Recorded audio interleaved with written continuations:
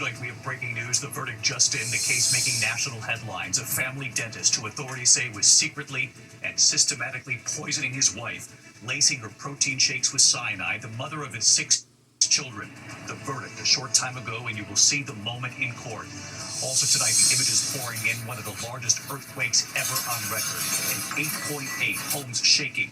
Doctors protecting a cancer patient during surgery, leading to tsunami warnings and alerts from Japan to Hawaii to the west coast of the U.S. And tonight here, what scientists now say we should prepare for. Tonight in New York City, the stunning story now emerging from that deadly rampage on Park Avenue in that high-rise office building. One of the workers who was shot and what he did, crawling through a doorway after being shot and crawling several floors up in that building, what he told his coworkers and friends on that call. Tonight, a disturbing headline: a city councilman intentionally doused with flammable liquid and set on fire. Tonight, with this dangerous heat and the sudden temperature drop soon coming, the northeast New York City now bracing for the potential for dangerous storms and possible flash flooding. So Lee Goldberg is here. He'll time this out. You'll remember the crash over the Potomac. Tonight, new images right here of those final moments. An American Airlines flight and the U.S. Army Black Hawk. And now we learn what the pilots of that passenger plane said in those final moments. Tonight, the children of Gaza, the haunting images of hunger. Ian Pannell on the desperate need for food. Back in the U.S., the deadly explosion, and now we learn 2 children were inside that plant along with a worker, all 3 killed. The children were waiting to be taken to a doctor's appointment. The news tonight involving former Vice President Kamala Harris, her big decision revealed. Tonight, swimmers urged to get out of the water with sharks spotted in the Northeast, 2 major beaches. A tearful Sharon Osbourne as thousands of fans line the streets to remember Ozzy Osbourne. And the American couple on vacation in Greece. Millions have now seen this. The boyfriend recording what was supposed to be his picture-perfect proposal, but then the other couple walking right into frame. Tonight here, we hear from the newly engaged and why they want to find that other couple. From ABC News World Headquarters in New York, this is World News Tonight with David Muir. Good evening, and we begin tonight with the breaking news coming in from a Colorado courtroom at this hour. The verdict in a case making national headlines: a well-known dentist accused of killing his wife of 23 years by slowly poisoning her protein shakes with cyanide. Authorities say his slow, methodical plan landed his wife in the hospital 3 times over 10 days. Tonight, James Craig has been found guilty of killing his wife, Angela, the mother of his 6 children, now convicted of first-degree murder. The jury deliberating for more than 8 hours, and just moments ago, the judge sentencing James Craig to life in prison. ABC's Kana Whitworth with the moment in that courtroom, the verdict being read just a short time ago. It was a story that made national headlines. A community dentist who authorities say was secretly and systematically poisoning his wife to death, lacing her protein shakes with cyanide and a drug found in over-the-counter eye drops. It's a top shaker bottle. This isn't a murder weapon. This is one of the murder weapons. Puzzling symptoms sending her to the hospital 3 times over 10 days in March of 2023, until prosecutors say James Craig administered the fatal dose as the mother of his 6 children lay dying in her hospital bed. Late today, the dentist in a Colorado courtroom as the judge read the jury's verdict. We, the jury, unanimously and beyond a reasonable doubt, find the defendant, James Craig, guilty of murder in the first degree. Craig also found guilty of trying to fabricate evidence to make his wife Angela's death look like suicide, asking others to lie for him, including one of his own children, and asking a fellow inmate to kill the detective investigating him. The defense argued Angela actually took her own life after she learned her husband was cheating on her. But the jury, not convinced. Angela's family, emotional in court. None of us could have imagined that the person she chose as her companion, the father of her 6 children, and we welcomed into our family as our trusted brother-in-law, would callously and cruelly, without mercy, take her life. And David, we know Craig will spend the rest of his life behind bars. One of his children saying in court that her father will forever be a villain.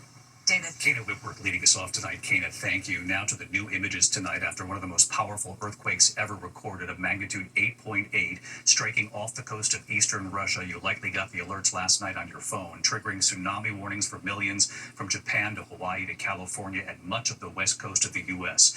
The quake and falling pieces of ceilings. This is the airport near the epicenter. Doctors performing cancer surgery, trying to protect the patient right there in the OR as the earthquake hit. Tsunami waves and flooding along Russia's coast, while in Hawaii, tsunami warnings going off. Residents and tourists there seeking higher ground.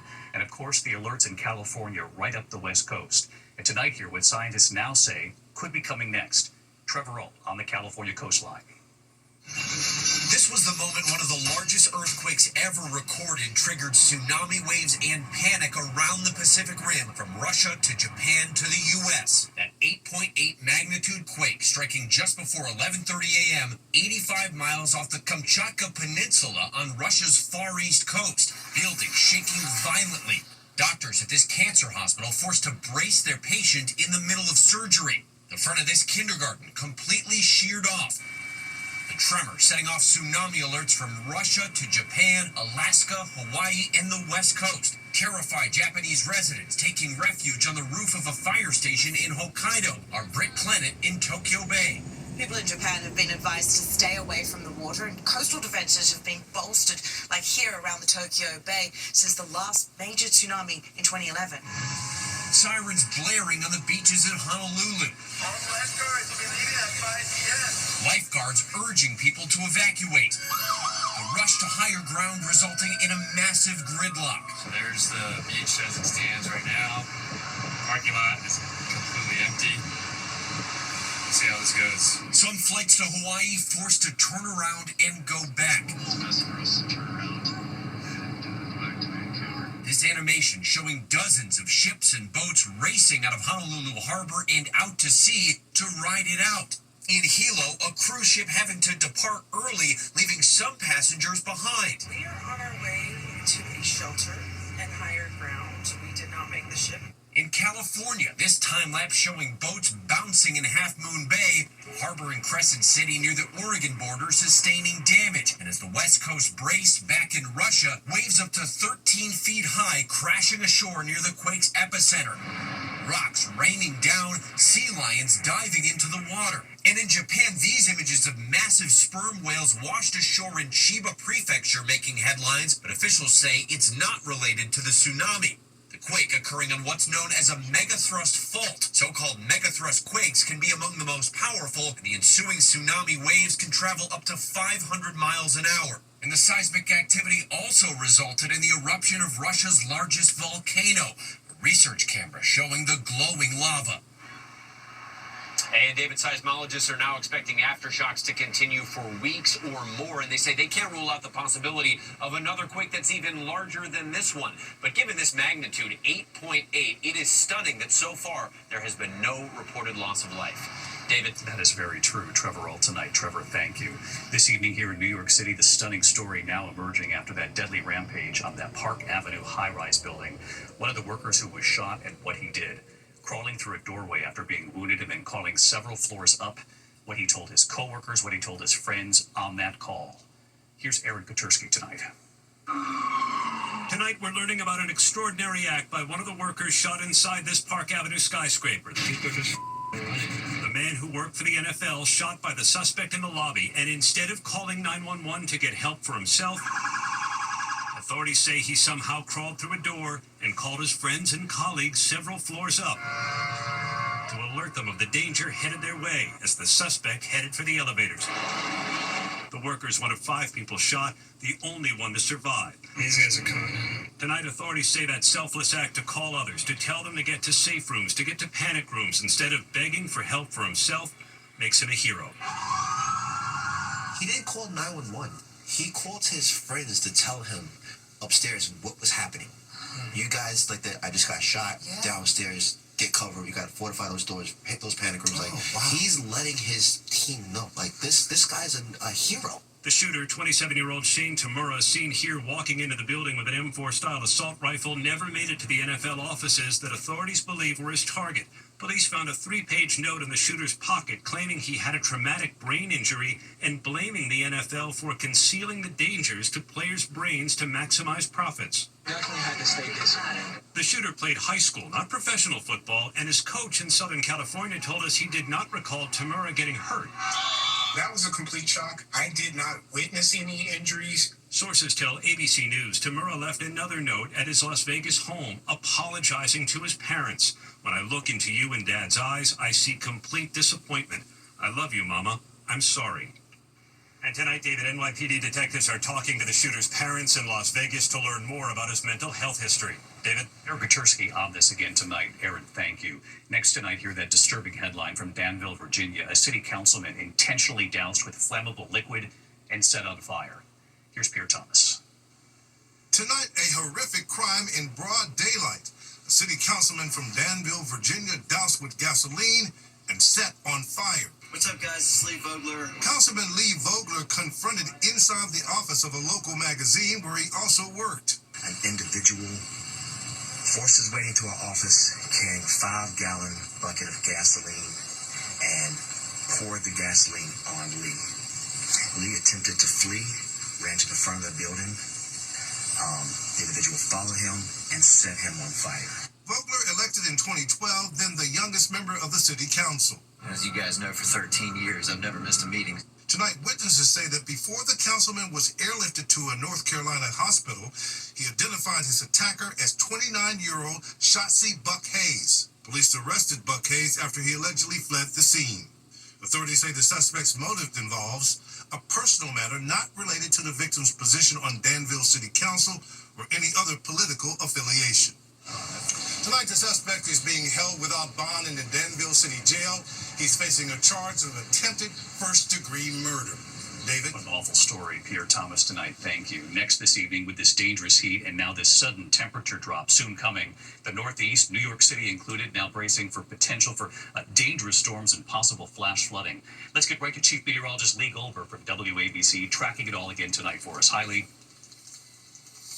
Hey, David, we're extinguishing the heat wave right now in New York City with a heavy shower that's just formed on top of us, and more of this to come tomorrow. Meanwhile, we still have heat alerts from Texas all the way up to New England. Let's track the relief. New York City goes from feeling like 100 degrees to 60s as we go into the day on Friday.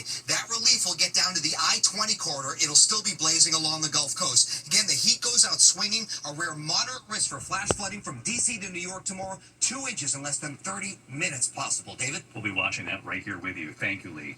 Now to the new images tonight of that crash over the Potomac, the final moments of that American Airlines flight colliding with the U.S. Army Black Hawk, and what the pilots of the passenger plane said in those final moments. Here's Mola Lengi.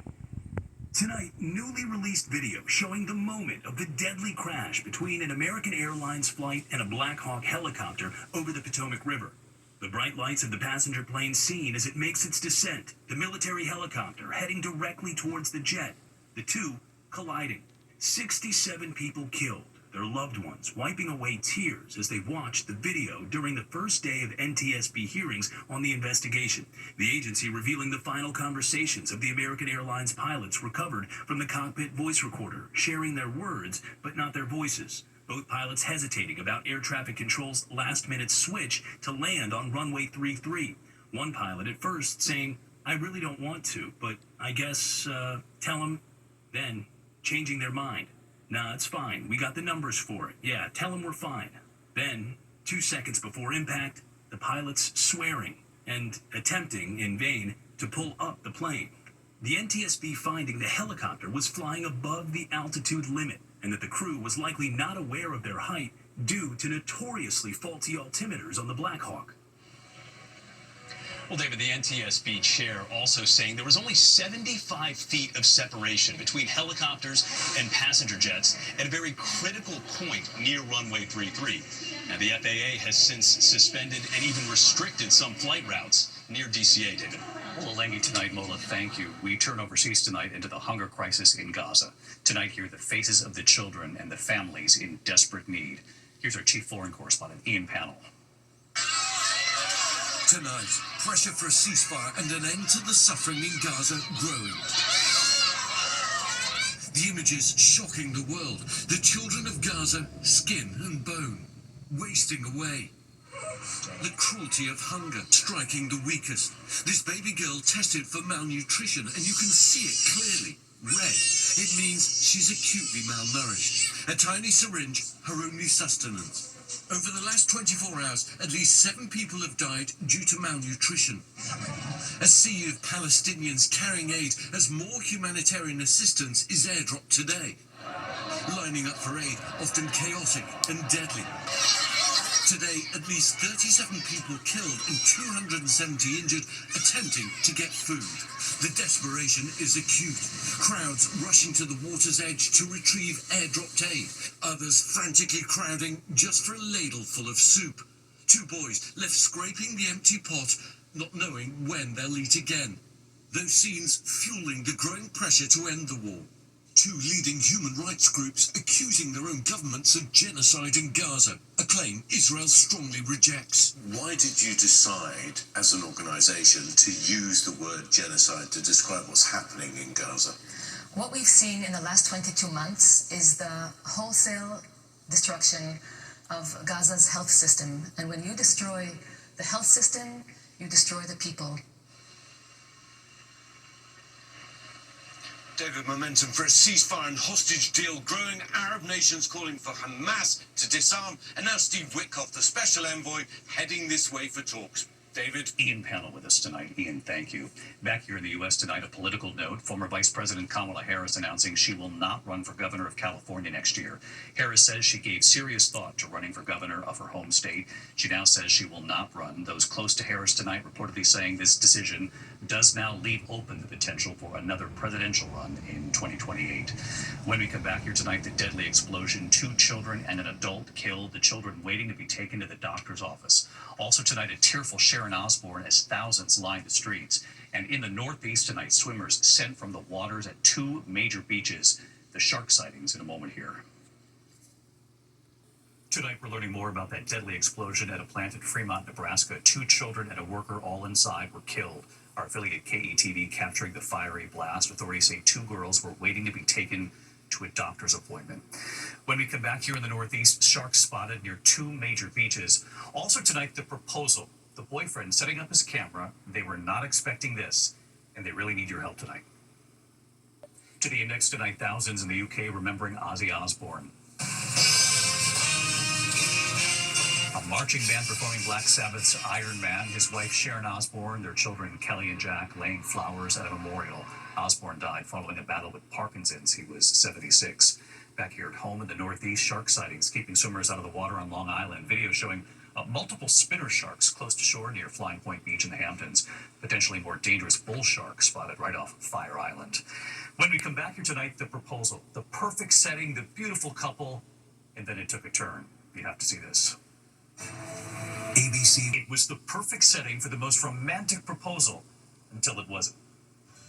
Tonight, it was supposed to be a dream wedding proposal captured on camera. The boyfriend had set up his camera for his proposal, but the couple was not expecting what would happen next.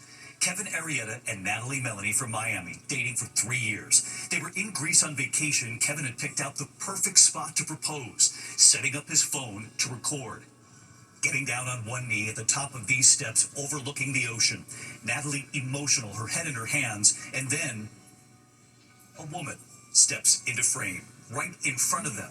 And then a man walks in, eating a chocolate bar. The newly engaged couple were so caught up in their own moment, and rightly so, that they had no idea they'd been photobombed until they later watched the video back. Out of nowhere, they walk in perfectly into frame. She walks in, and then him, and then the chocolate bar. It just kept adding up. The newly engaged telling GMA this morning they're now on the hunt for the other couple. So if you're watching at home tonight and you recognize them, Natalie and Kevin are hoping you'll let them know. And here's why. We'd love to invite them to our wedding, and we hopefully think that they also think this is funny, like we did. Tonight, the newly engaged couple now back home in Florida and telling us tonight they've shared their video, hoping it will now inspire others to have fun, enjoy every moment, even the ones that are unexpected, including that couple stepping in. We love them and want to thank them for making us laugh forever. Find the joy and humor in life. That's a much lighter way to live. Let's find that other couple, and congrats. Good night.